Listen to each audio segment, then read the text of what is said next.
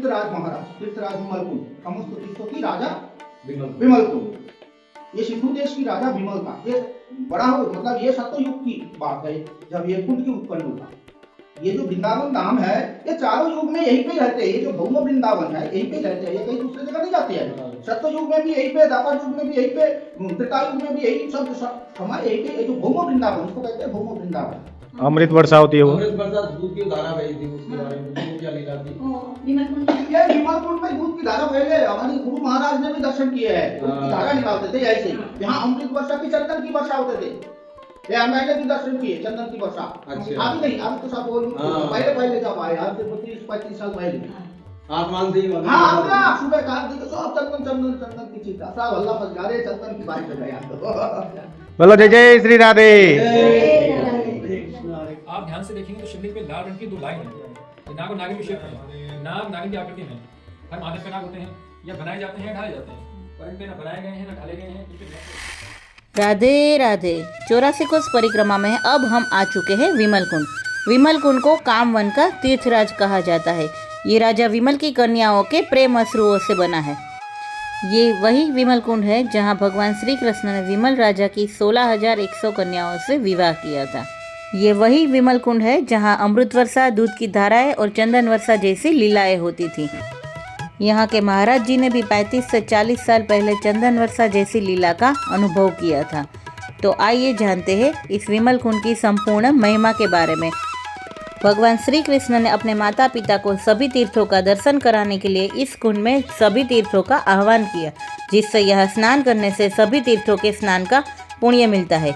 राधे राधे। 84 तीर्थों का राजा है।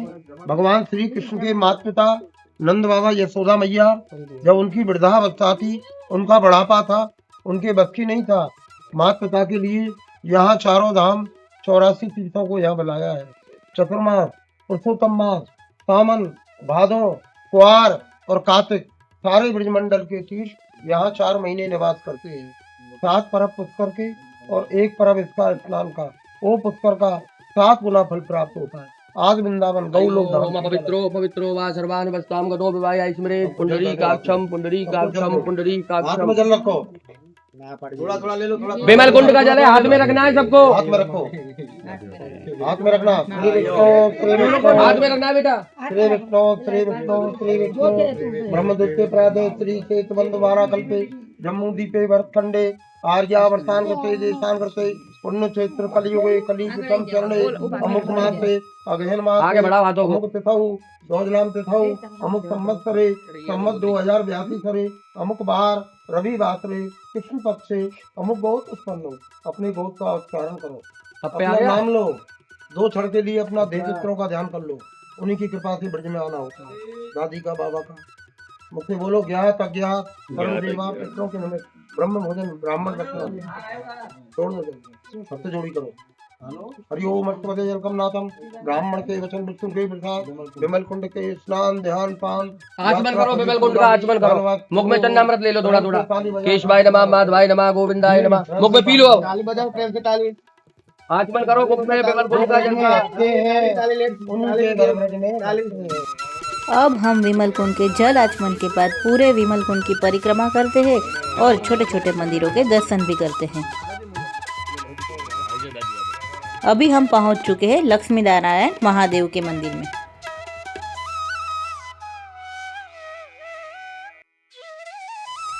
ये है लक्ष्मी नारायण महादेव जी का मंदिर। यहाँ की महिमा के बारे में जानते हैं पंडित जी से। जय श्री राधे। आप इस समय लक्ष्मी नारायण जी के मंदिर में हैं। ये मंदिर विमलकुंड पे स्थित है। विमलकुंड की बहुत महिमा है, ये पुरोहित ने बता दी होगी आपको।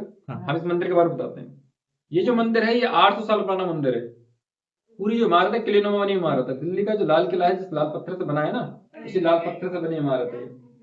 और निज जो गर्भगृह है, ये कृष्ण काल का है। सामने सिंहासन पे लक्ष्मी और नारायण है, नीचे महादेव है। इस शिवलिंग की महिमा ज्यादा है। आप ध्यान से देखेंगे तो शिवलिंग पे लाल रंग की 2 लाइन है। ये नाग और नागिन की शेप में, नाग नागिन की आकृति में। हर महादेव पे नाग होते हैं, या बनाए जाते हैं, ढाले जाते हैं, पर इन पे ना बनाए गए हैं ना ढाले गए हैं। इन पे नेचुरल है। ये खास बात है, इसलिए ऐसे महादेव देखने को बहुत कम मिलते हैं, हर जगह नहीं मिलते हैं। और जो शिवलिंग होते हैं या तो शिला रूप में होते हैं या फिर मार्बल के होते हैं। नए मंदिर में तो मार्बल के मिलेंगे, पुराने मंदिर में शिला रूप में मिलेंगे। इस मंदिर में जो शिवलिंग है ऐसी शाइनिंग और ऐसी लाइनिंग हर महादेव में नहीं मिलती है।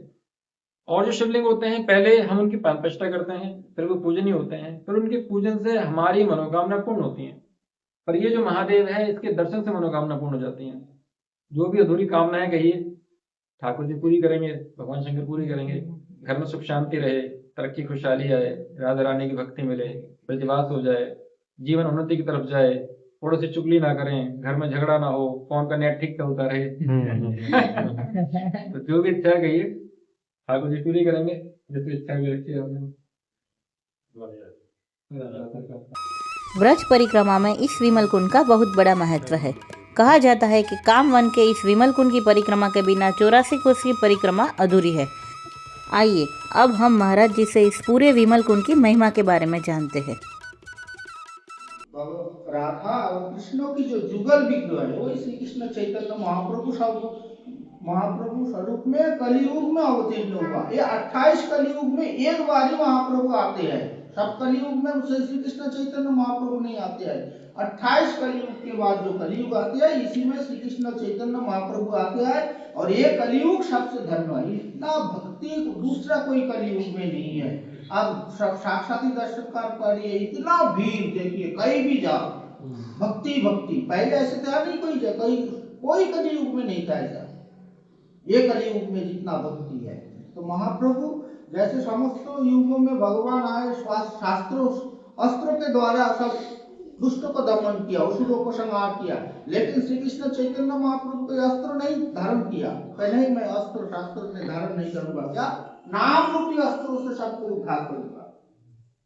हरे नाम वही केवलम गति रंगता। हरि नाम के बिना दूसरा कुछ नहीं, हरि नाम ही सब कुछ। हरि नाम प्रचार करने के लिए प्रभु इस धराधाम में आए कि कलयुग तो ही जो है ये अल्प आयु है, अल्प बुद्धि है, अल्प आयु अल्प बुद्धि। क्योंकि इसके तरह भजन में सतयुग में एक बार ध्यानस्थ में 60,000 साल बीत गए, 60,000 वर्ष। एक बार अगर किसी ने ध्यान में, जैसे भोलेनाथ ध्यान में लिप्त हो गए तो 60,000 वर्ष कोई उनका आता पता नहीं, बस समाधि। अभी ऐसे किसी का समर्थ नहीं है। तो ये अल्प आयु अल्प बुद्धि, इसीलिए प्रभु ने क्या सोचा कि जो वैकुंठ की जो हरे कृष्ण कृष्ण कृष्ण हरे हरे, हरे राम राम राम हरे, ये वैकुंठ धाम की मंत्र है। जब राधा रानी भगवान श्री कृष्ण पाने के लिए इतना उद्विग्न हो गया, अब किसके द्वारा भगवान को मिलन होगा, तब इसी नाम की जप किया था। और वही नाम भगवान श्री कृष्ण चैतन्य महाप्रभु ने इस कली जीव के लिए ले आए कि इसी साधारण नाम के द्वारा, ये साधारण नाम नहीं, नाम और नामी एक ही है, नाम जो है वो नामी वही है। तो नाम के द्वारा समस्त संसार की उद्धार। ये तो श्री कृष्ण चैतन्य महाप्रभु बगल में आपकी तीर्थराज महाराज, तीर्थराज विमल कुंड, समस्त तीर्थों की राजा विमल कुंड। ये सिंधु देश की राजा विमल का ये बड़ा हो, मतलब ये सतयुग की बात है जब ये कुंड की उत्पन्न हुआ। ये जो वृंदावन धाम है ये चारों युग में यहीं पे रहते हैं। ये जो भौम वृंदावन है यहीं पे रहते हैं, ये कहीं दूसरे जगह नहीं जाते हैं। सत्य युग में भी यहीं पे, द्वापर युग में भी यहीं पे, त्रेता युग में भी यही सब समय यहीं पे। ये जो भौम वृंदावन, इसको कहते हैं भौम वृंदावन। तो सत्य युग में राजा विमल की 60,000 कन्याएं सिंधु देश में, अभी पाकिस्तान के अंदर है सिंधु देश, पहले भारत वर्ष के अंदर ही था सब। ये सब भारत, नेपाल, श्रीलंका, ये सब भारत वर्ष के अंदर ही था सब। तो सिंधु देश की राजा की 60,000 कन्याएं, अब उनकी जब विवाह उपयुक्त हो गया तब उसकी विवाह कहाँ कराए। ऐसे वक्त पहले ऋषिगण विचारण करते थे, देशों में विचारण करते थे। ऐसे ऋषि यज्ञवल विचारण करते करते सिंधु देश पहुंचा। अब सिंधु देश में जाके अब देखा महाराज के ऐसे चिंतित अवस्था, महाराज कह रहे हमारी इतने सारी कन्या संतान, हम इसको कहाँ शादी करवाए, क्या करवाए, यही चिंता खाई जा रही। तब उन्होंने ध्यानस्थ होकर देखे, तब भगवान श्री कृष्ण द्वारका में द्वारकाधीश रूप में वहाँ शासन कर रहे, क्योंकि आपको ये चिंता मत कीजिए, आपकी जो कन्या की विवाह द्वारकाधीश भगवान श्री कृष्ण से होगा। तो वहाँ विमल राजा ने क्या किया, वहां से एक ब्राह्मण दूत को भगवान श्री कृष्ण के पास भेजा पत्र देके। और ब्राह्मण जब पत्र लेके भगवान श्री कृष्ण के पास पहुंचे, तब उन्होंने सम्मत किया कि ठीक है, मैं जब टाइम होगा तब जाकर उन कन्याओं को पानी ग्रहण संस्कार करेंगे, विवाह संस्कार जिसको पानी ग्रहण कहते हैं।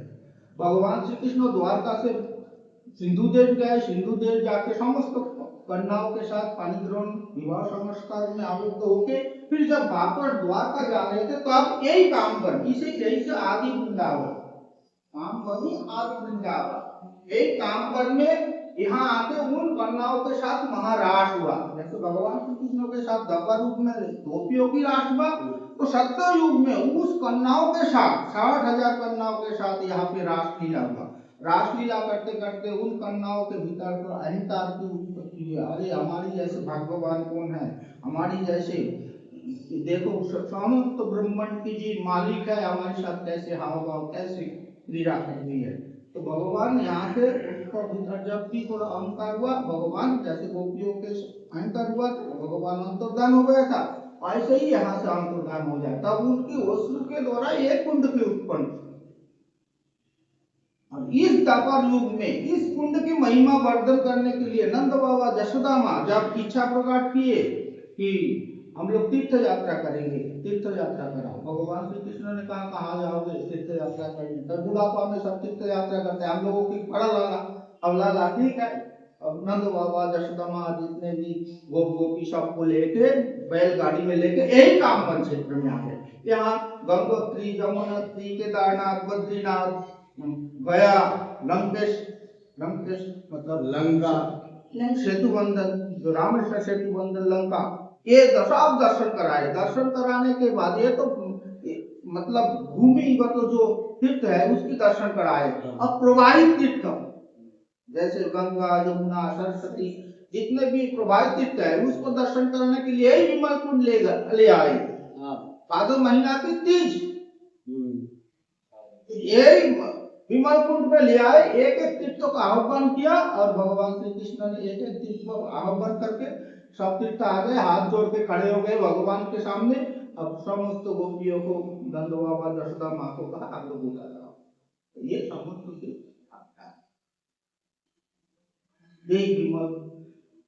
विमल कुंड तीर्थराज विमल कुंड के नाम से प्रसिद्ध है।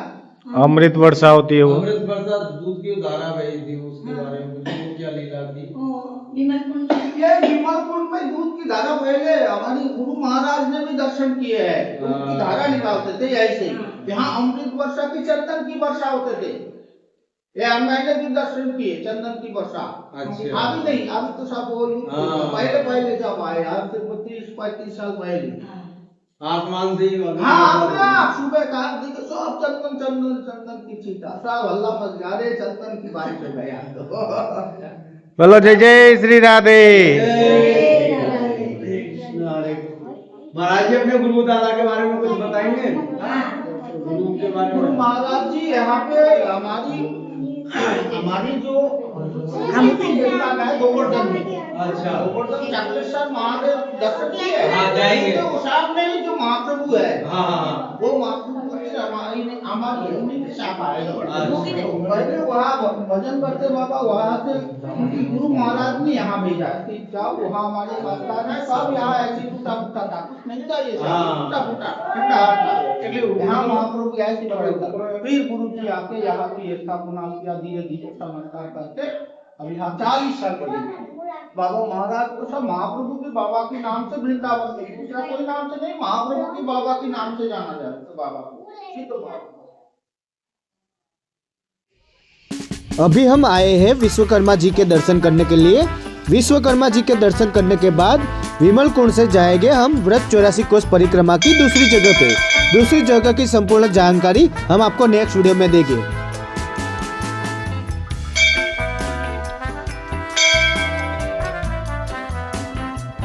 अगली जगह की जानकारी और पूरे व्रत 84 कोस परिक्रमा की संपूर्ण जानकारी के लिए जुड़े रहिए हमारी चैनल बारबीदल दिव्यता से। तो बोलो राधे राधे।